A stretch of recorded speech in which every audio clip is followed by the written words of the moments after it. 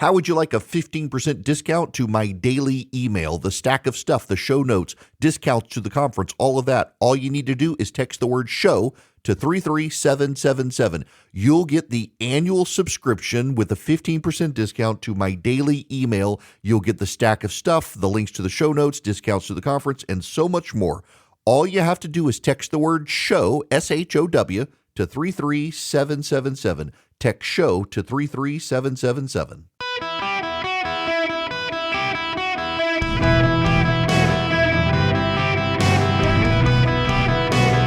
Welcome to the Eric Erickson Show podcast, Hour 3.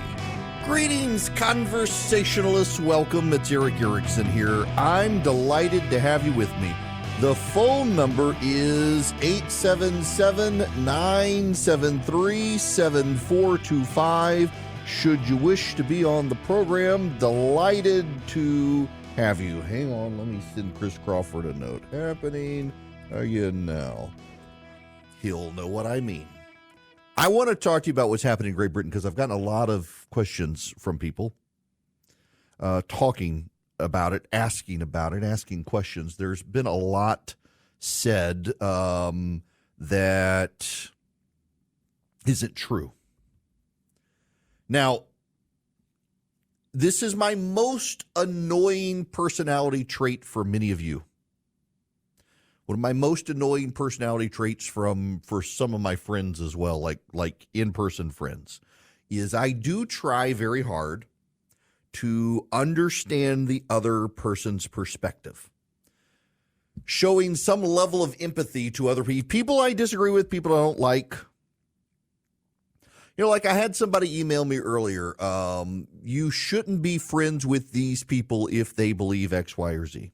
Members of the media they were talking about. I said I got friends at CNN. If they don't disagree with what CNN's doing, you shouldn't even consider them acquaintances. Why? Why? First of all, the arrogance of someone to tell me who I should and shouldn't have as friends. But also, what I find is that I some of my best friends are the ones I disagree with vehemently on politics. Because believe it or not, given my job, almost everybody wants to talk politics and nothing else. So my buddy Eric, who at some point, he just had a baby. His wife had his wife had a baby. He comes down to giving his job. Sometimes he's in my area and we can go play golf and just have a fantastic time hanging out, playing golf. He's a brilliant, brilliant golfer. So Charlie, by the way, we had the golf simulator at the gathering. It turns out that, yeah, Charlie actually is a decent golfer. My buddy Eric makes Charlie look like an amateur. In fact, I need to bring Eric to play with us at some point and not tell Charlie that it's him. And so he can just embarrass Charlie on the golf course. Nonetheless, I digress. But when Eric and I get together, met him through radio, through Instagram, and he doesn't want to just spend 18 holes on the golf course talking politics. And it's why I'm friends with the people I'm really friends with, is because they want to talk about other stuff. He and I talk about Pearl Jam. He goes to all their concerts, and I've never been to one, and he wants me to go, and I just haven't been able to because we both like Pearl Jam. Nonetheless, I don't want to talk politics all the time. And so my friends with whom I disagree in politics, we can find other stuff to talk about because we got to find common ground. It's actually a good skill for you to be able to be friends with people you vehemently disagree with in politics because you can find common ground on other things. And that's how you build civilization, stable civilization. One of the things I've noted is that with the attacks that have happened in Great Britain and the rioting in Great Britain is a lot of people are under some preconceived ideas about what happened, and that has really changed their thinking. So let's step back into why we're having this wild situation in Great Britain, and it begins at the beginning of this month. I'll read from you this article at CNN. A teenage boy has been charged with murder after 3 young girls were killed in a stabbing attack at a dance class in northwest England. Baby King 6, Elsie Stancombe 7, and 9-year-old Alice Da Silva Aguiar were stabbed to death while attending a Taylor Swift-themed class in the town of Southport. in one of the worst assaults against children in the country in decades. 8 other children suffered stab wounds in the attack, 5 of them in critical condition. 2 adults also remain in critical condition after being injured in the attack. Merseyside police said Wednesday they charged a 17-year-old boy from the nearby village of Banks with 3 counts of murder and 10 counts of attempted murder, as well as possession of a bladed article. The suspect appeared at Liverpool Magistrates Court on Thursday, was named Axel Rudakabana, PA Media reported. Reporting restrictions would usually mean the boy could not be named as he is under 18, but since Rudakabana will turn 18 on August 7th, Judge Andrew Maneri decided the restrictions could be lifted.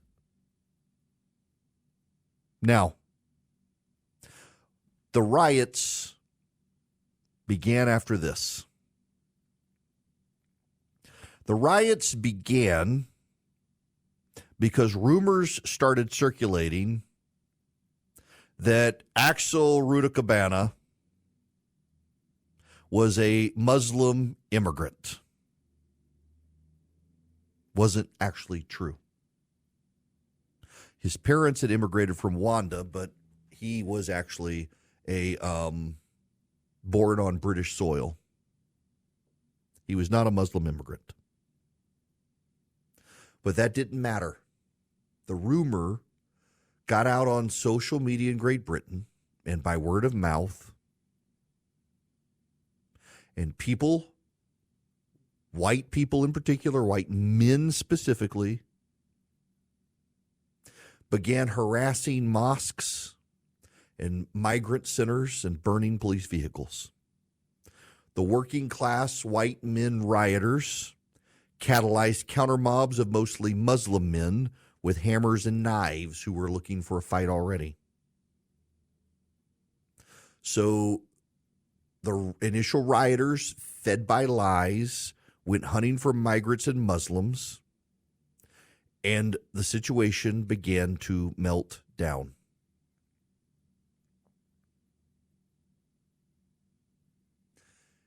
You probably heard, as I did originally, that the guy who killed these kids, literally, they were at a Taylor Swift themed dance class. They were learning to dance. They were using the music of Taylor Swift. They were 6, 7, and 9, and they were stabbed to death. And 10 others stabbed as well, but survived. I initially heard as well that it was a Muslim immigrant who did it. It's not true at all. He appears to be mentally disturbed, 17-year-old, native-born from Britain, whose parents immigrated from Rwanda. Rwanda, the African country. Here's the problem, though. It's twofold. One, I understand why so many people in government in Great Britain and the elite and even members of the media in Great Britain are deeply distrustful of social media, because these riots started and the initial attacks began because lies were amplified on social media about this being a Muslim immigrant attacker. And so retribution was had by these people who are anti-immigrant. I'm reading now from the Free Press. Listen to what Nadim Zawahiri, who fled Saddam's death squads as a boy, only to become Britain's Chancellor of the Exchequer, wrote last week. The warning signs have been present for years, but for every person who tried to tiptoe through the minefield of topics pertinent to this disorder, society, culture, religion, disenfranchisement, racism, the speed of change, feelings of powerlessness, there were 10 more who wanted to bury their head in the sand. Even I, a brown man born in a Muslim country, feel the need to caveat what I say and hide behind facets of my identity, such as the color of my skin, facets that I largely consider unimportant, just to pass comment on things of importance to my country. What does he mean by that? What does he mean by that? Well, England has a flag. It's not the British flag. England has a flag. It is a part of the British flag, represents the English flag. The English flag is white with a red cross. Wales has a flag as well. And Scotland has a flag. Now, Scotland has two flags. It's got the royal flag, but Scotland also has the blue flag with the St. Andrew's cross. It is the cross that looks like an X. If you're Scottish and you fly the Scottish flag with the St. Andrew's cross, you're okay. But the elite have decided if you fly the English flag, the white flag with the red cross, St. George's cross, you're a racist bigot. Can you imagine that? The British elite treat the English flag like we treat the Confederate battle flag in this country. That good people don't fly that flag. Now, in this country, there's a reason we look on people who fly proudly the Confederate battle flag with a little skepticism, given that they lost and they stood for slavery. And don't at me with your historic revisionism and your pride for the South and all of that. Let's just be honest that the flag that's being flown now is not even the Confederate battle flag, because that one was largely a square, and this is the elongated one that people trotted out in the civil rights movement to protest integration. The fact that the British elite, however, treat the English flag like that Confederate battle flag is a damning indictment on the English elite. And they do that because there are some nativists in Great Britain who are racist, who fly that flag proudly as proud Englishmen. Concurrent to them, however, this is a failure of the elite to be able to distinguish. There is a mass array of people, including Nadhim Zahawi, the former British Chancellor of the Exchequer, essentially the Treasury Secretary in Great Britain, who fled Saddam Hussein as a child, who himself is proud to be English now and proud to be British. And the British establishment has refused to talk about migration because in Great Britain, outside of the old Commonwealth lands, India, for example, so if you're an Indian and you live in Great Britain, let me just tell you, you are as English as the white guy next door.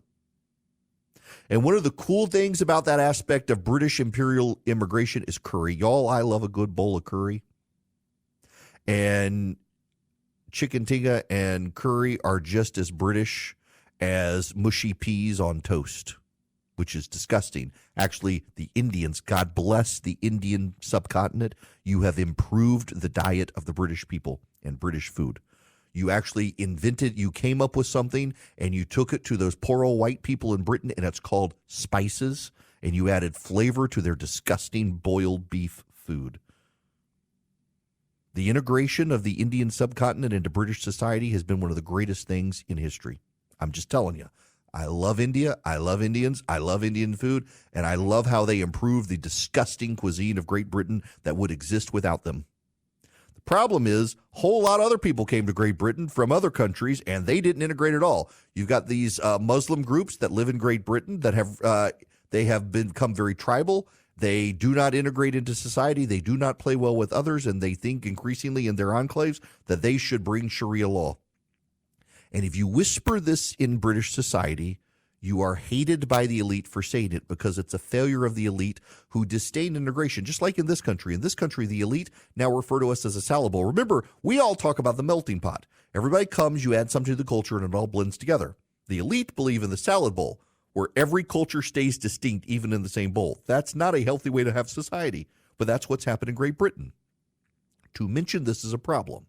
And what we're seeing in Great Britain now started as a lie on social media, but is leading to conversations that are uncomfortable conversations, that are conversations that have to be had, that the British elite, because of their disdain for their own heritage, refuse to integrate their society. And now you have masses of people who despise your society, who live in your society and wish to force to change society. And what is the response of the British elite?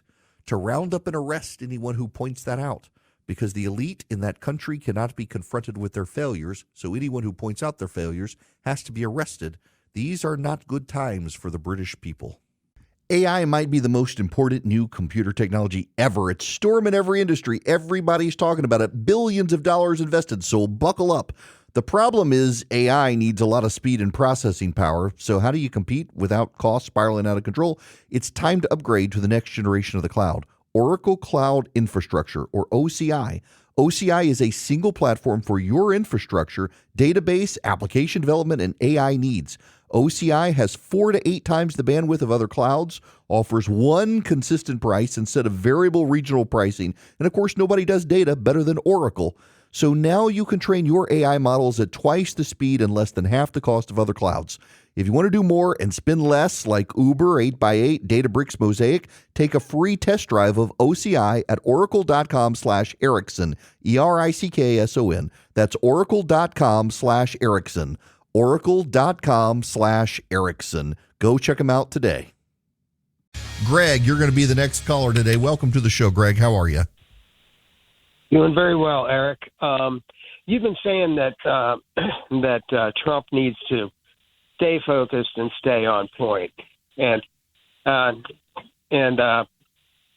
what I was going to say is someone needs to tell Trump that if he blows this election, he's going to spend the rest of his life in a courtroom, if not in prison. And these people will go after his family, right on down to Barron. These aren't people who, in the book 1984, would have watched the 2 minutes of hate. They've been watching hate 24/7, 365 for about 10 years now. And you can say, well, he'll no longer be relevant. But look at what they did to Bill Cosby. And Bill Cosby's crime was telling young black men to pull their pants up, learn to speak English, graduate high school, and don't have children until they get married and have a job. All right. Well, hang on. Let's be clear. That wasn't Bill Cosby's actual crime. But yes, I know. I remember when that happened that, boy, did they come after Bill Cosby for, they came after Bill Cosby for telling the truth. The whole world piled on him. But then it turned out Bill Cosby really did commit crimes. Greg, listen, I'm sorry. I know the point you were making. Cosby probably, he probably wasn't the best example to give, but yeah. Look, that's why he has every incentive. Somebody emailed me yesterday. One of my listeners emailed me yesterday and says it feels like he wanted to beat Joe Biden to prove he could beat Joe Biden. And now that Joe Biden's out of the race, his energy's out of the race. And I'm going on I kind of wonder if he goes away, if he loses, because so many of the judges out there are Republican appointees, he may have some level of protection. I mean, look at Judge Cannon in Florida in that case. But yeah, I think the Democrats, they'll come for Don Jr., they'll come for Eric, they'll come for the family. They want to shut down a political career. He needs to win the race. He needs to win the race, and he's got to focus, but you can't teach an old dog new tricks.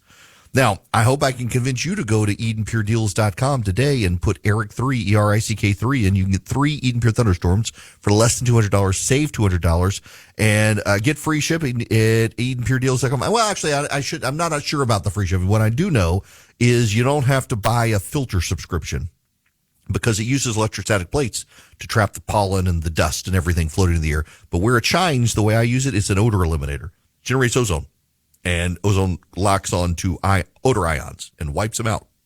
Your air smells clean and fresh. It doesn't matter if it's a dirty diaper or a cigar. It wipes out those odors. Litter box, wet dog, you fried fish in the kitchen, it wipes out those odors, and it just works. You can get 3 of them, upstairs, downstairs, your basement, your RV, your travel bag. You can hold it in your hand. I keep one in my travel bag at all times whenever I travel. EdenPureDeals.com. The discount code is ERIC3, ERICK3. You save $200. You get 3 of them. It's a great product. EdenPureDeals.com. Welcome. It is Eric Erickson here. The phone number is 877-973-7425. And now I'm going to mispronounce a caller's name. Is it Rivo from Virginia Beach, Florida? Rivo Sam, is that right? Rivo, perfect. Welcome to the show. I'm in Virginia Beach right now. I used to live in Georgia. My parents and I, we escaped from Estonia in front of the Russians in 1944. And so that was 80 years ago.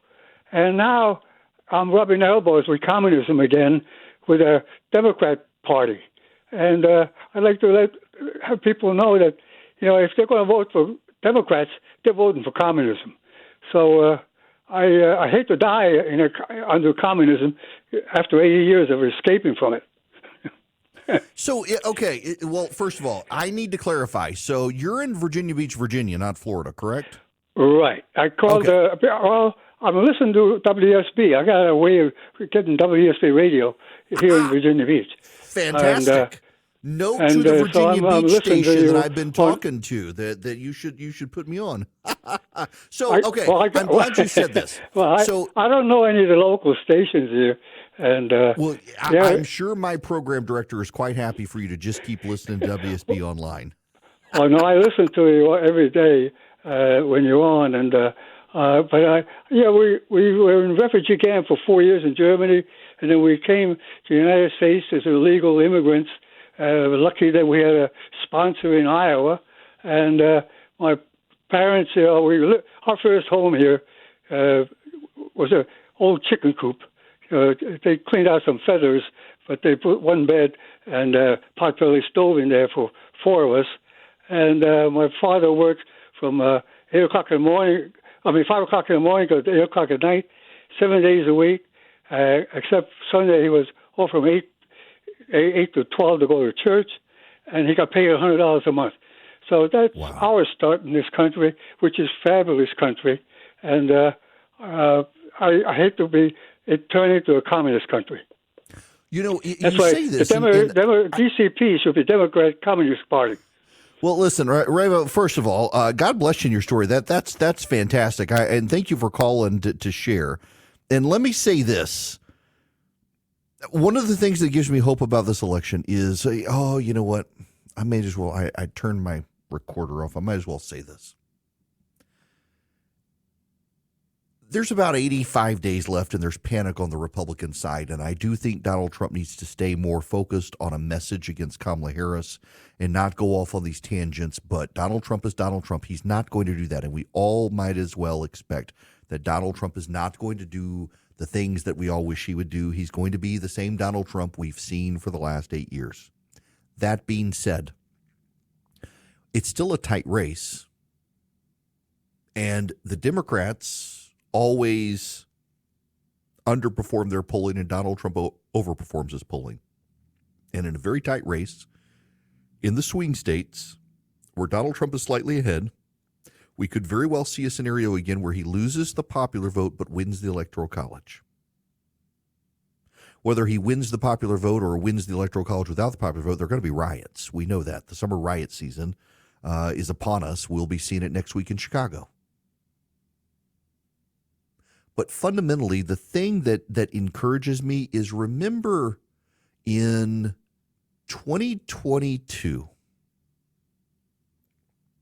and even to a degree in 2020, they weren't great years for Republicans. And of course, the Republican wave I myself thought was coming in 2022, it dissipated. And it was the media polling that could show that it had gone away. It was the Republican polling that was messing with the polling averages. It was the Republican polling still showing the red wave, and the media polling, including New York Times Siena poll, showed it disappeared. But what all the polling picked up on, what all of the polling saw, and what the Democrats themselves have seen, is that Hispanic voters really, genuinely dislike socialism. And in races where socialism became a contention, the Republicans won. So, for example, we all wanted a bigger Republican wave, but did you know Republicans nationally in 2022 got the majority of the popular vote? Did you know that?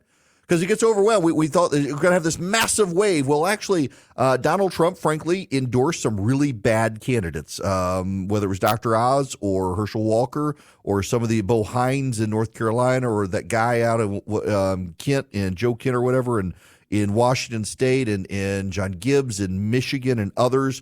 The Republicans who lost the primaries were the ones who could have won the general election, but they weren't loyal to Trump, and so Trump threw them out, and the voters rejected them. But time and time again, Hispanic voters in districts went to the right. Look at Texas. Look how the Texas legislature went. Look how the Texas congressional races went. And look in New York.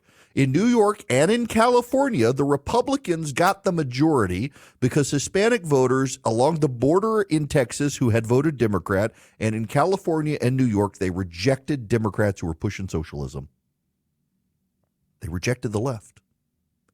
Because, we talk about Hispanic or we talk about Latino, but they're Venezuelan, they're Colombian, they're Peruvian, they're Guatemalan, they're Argentinian, they're Nicaraguan, and they have fled nations that the socialists have taken over. We haven't spent a lot of time talking about Milei, President Milei down in Argentina. He put these draconian cuts in place. He cut the government. He deregulated as best he could. He was able to get a big economic package through his legislature. It was hard fought. He had to make some compromises he didn't want to make. And you know what? The recession is over now in Argentina, and inflation has crashed. He said it was going to be hard. The people stood with him. He explained to them how hard it was going to be. He spoke to them every month as inflation numbers came in. And guess what? The economic crisis in Argentina is coming to an end because a free marketeer, someone to the right of Donald Trump on economics, I might add.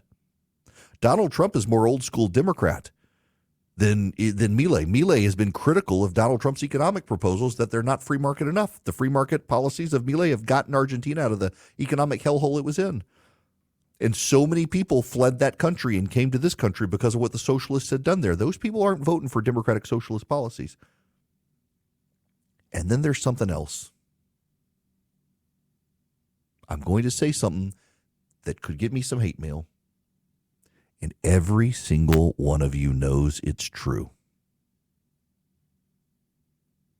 Younger black men and a whole lot of Hispanic voters aren't a good fit for Kamala Harris. They don't really like her. She is not their thing. In the South, we say they don't jihad with her. She's off-putting. Frankly, so one of the reasons I think it was a mistake for the Republicans to go after Kamala Harris for being a DEI pick and for her race, is she Jamaican, is she Indian, is she black enough, Indian? Because these conversations are happening in the black community. I assure you, among my black friends, it's a topic. But when we, white guys like me, when Republicans like me, Republicans like Trump bring it up, they get defensive. They circle the wagons. They say, you can't talk about this. But oh, they're talking about it. My friends, I assure you, they are having these conversations. Is she sufficiently black? Does she have the shared experience of black Americans? Is she an African-American per parlance? Is she annoying? Is she one of those people you don't want in charge? Those conversations are happening. When you combine that with the raw socialism that she and Tim Walz are embracing, it's just another drip, drip, drip in the mix of she's too far gone for them. I don't have the video to play on the live stream, but I want you to hear this audio. This is Harriet from CNN talking about the state of play here. And it should give the Democrats and Republicans something to think about. Just listen to this. I want to take a step back and sort of point out we've kind of been here before. So August 13th, how far were the polls off in Michigan, Pennsylvania, and Wisconsin? And this is in 2016 and 2020. Trump was estimated both times around and by significant margins. Take a look here. In 2016, the average poll in those states that I mentioned, those Great Lake battleground states, Trump was underestimated by 9 points on average at this point in 2016. How about 2020? It wasn't a one-off. Look at this. He was underestimated by 5 points on average. And, of course, Kamala Harris's advantage in those New York Times Siena College polls were 4 points in each of these key battleground states, Michigan, Pennsylvania, Wisconsin. The bottom line is this.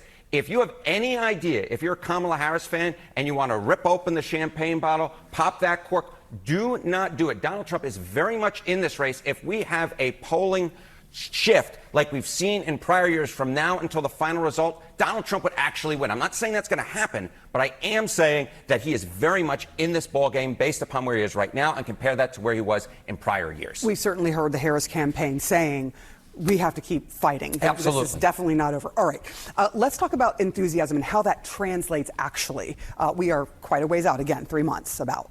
Yeah, yesterday I was mentioning, the enthusiasm for the Democratic ticket was up. Yeah. But that enthusiasm is not the same thing as going out to actually vote. And there's a different question, which essentially says, how certain are you actually going to go out and vote? And this is the top range. Almost certain to vote. Again, Michigan, Pennsylvania, and Wisconsin. This is among registered voters. Look at this. Look at Kamala Harris now compared to where Joe Biden was back in May. In fact, 62% of Joe Biden voters said they were almost certain to turn out and vote. Now, it's gone down. It's actually gone down a little bit. I would call this in the same general area at 61%. But it's basically unchanged. And look at Donald Trump. He was at 58% in May. He's actually gone up a little bit now. He's at 60% now. Again, basically no real change. So the bottom line here is, yes, there may be more enthusiasm for Kamala Harris, but the fact is we're not seeing that necessarily translate in the almost certain vote. And one little other note, Sarah, I will note this. Donald Trump is more popular today than he was on August 13th in either 2020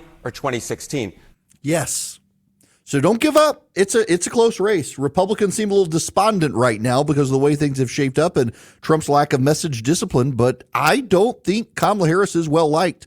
I mean, listen, she's getting some level of popularity balance as the Democrats coalesce, they come home, they consolidate, but it was 6 months ago New York Magazine was suggesting to Joe Biden he replace her as his vice presidential running mate because she was a drag on the ticket. 6 months ago, people. 6 months ago.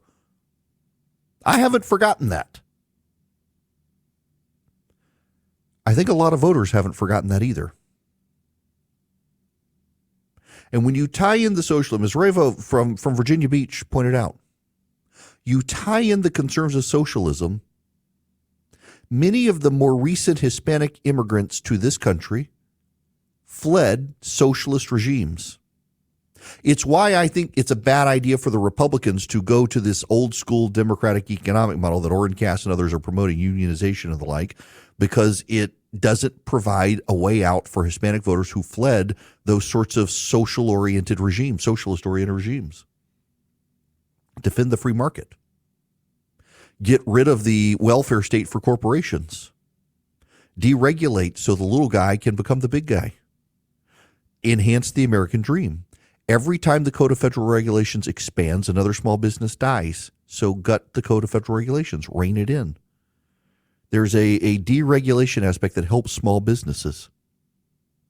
This is a path forward for the GOP, and it should give you some pause. For those of you who are freaked out now about Trump, these numbers should give you a little bit of pause that there's a lot of hope in these numbers, that the race fundamentally has not changed from February, and Kamala Harris actually isn't that popular. What we're just seeing is some level of enthusiasm from the Democrats right now because they're so relieved Joe Biden is out of it. Now, I want to give you some relief with my bank, Old Glory Bank. They are my bank, and boy, do I love Old Glory Bank as my bank. I mean, honestly, like, I'm not talking with a script and I'm effusive with my praise because I have experienced a lot of banks. And I haven't experienced a bank as much as I've enjoyed doing business with Old Glory Bank. They make it so easy. They have a great app, and they're conservatives for conservatives by conservatives. So they were started because they saw the debanking trends.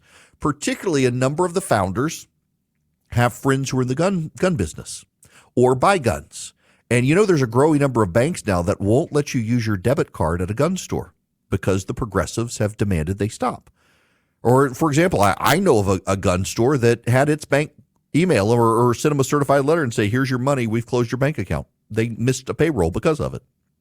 That'll never happen with Old Glory Bank. It's worth supporting them, but they're so good. They have no fee checking, no fee savings. They've got a great app. They got a great debit card program. In fact, you can even pause your debit card. If you've lost it, you can pause it. You don't have to report it as stolen on the app. And then if you find it, you can start it back up again. So you're not out your debit card in case you just misplaced it in the house. It's so convenient, so easy. You can even deposit cash. Yes, cash in an online bank without a physical branch. They've made it so you can deposit cash. OldGloryBank.com, member FDIC, equal housing lender, terms and conditions apply. OldGloryBank.com. One more time, just go to OldGloryBank.com. Hello there, welcome. It is Eric Erickson here. It is too late for you guys to call in now. Phone lines are closed, but that's okay. I still have stuff that I've got to talk about. including, I got to say, the Farmer's Almanac is out with their predictions. And this one always baffles me. If you know anything about the Farmer's Almanac, it's got about a 50 to 52% chance of being accurate. So basically, it's a coin flip. And yet every year, the Farmer's Almanac comes out with its predictions for whether we're going to have a cold winter or wet winter. They're basically saying it's going to be a cold, wet winter for most of the country. And every media outlet covers them. Why? They're no more accurate than a coin flip. Why is it news? I don't understand why it's news. And yet it is. Now, side story. So, I use Priority Jet. Well, I shouldn't say I use them. I've used them once, and it was on them flying to Las Vegas. It's a private jet company in Atlanta. I'm friends with the guys there, super people. And one time during an event for Brian Kemp, when Mike Pence was coming in to campaign for him for his reelection, there was a jet on the tarmac. It was a Gulfstream jet, and they said, "Hey, this is a jet," and the owner of the jet bought it and did not know that it was Jeffrey Epstein's old plane. And that jet appears to be now on loan to the Trump campaign. If it's the same jet, maybe he had two of them. But I saw this jet, and apparently the guy who bought it was furious. He had no idea that it had been owned by Jeffrey Epstein, didn't want to own it. Well, now Trump's 757 had mechanical problems, had to land in Montana, and had other trouble. They had to land in Billings due to mechanical problem, and they had to charter a new jet. And the jet they wound up in is the former Epstein jet. And of course, the media is having a field day, and the Democrats are having a field day. I don't know that it was the wisest thing, an unforced error, but it doesn't really particularly matter, I don't think. And I guess this guy, it looks like, who bought it, got rid of it, didn't want it, and it got moved. But I've seen this. I have seen this plane. It's a nice plane. It's a very nice plane. The problem is just that it was Jeffrey Epstein's plane, and anything that Jeffrey Epstein came into contact with obviously has some level of stigma to it. Gosh, I think Trump would prefer to be on a 757. But that being said, it's a very nice Gulfstream jet. I wouldn't mind a Gulfstream jet, not that I could afford one. But gracious, This story, it cracks me up because you know, and I know, and this gets back to the very beginning of the show, treat the media like the enemy. If Kamala Harris chartered a plane and it was the Epstein plane, all of you Democrats, she would never have done that. If you go through a charter company, you don't get to say, hey, I don't want Jeffrey Epstein's jet, because you don't even know they have it. They put you on the plane. And the media, of course, would have totally ignored it. It says it's not her fault. She couldn't pick the plane. But because it happened to Trump, they will say, look at him. He's flying Jeffrey Epstein. This is why you have to treat the media as the enemy now. Go all out, burn the ships, have no mercy, treat the media as the enemy. They're coming to get you. You might as well get them.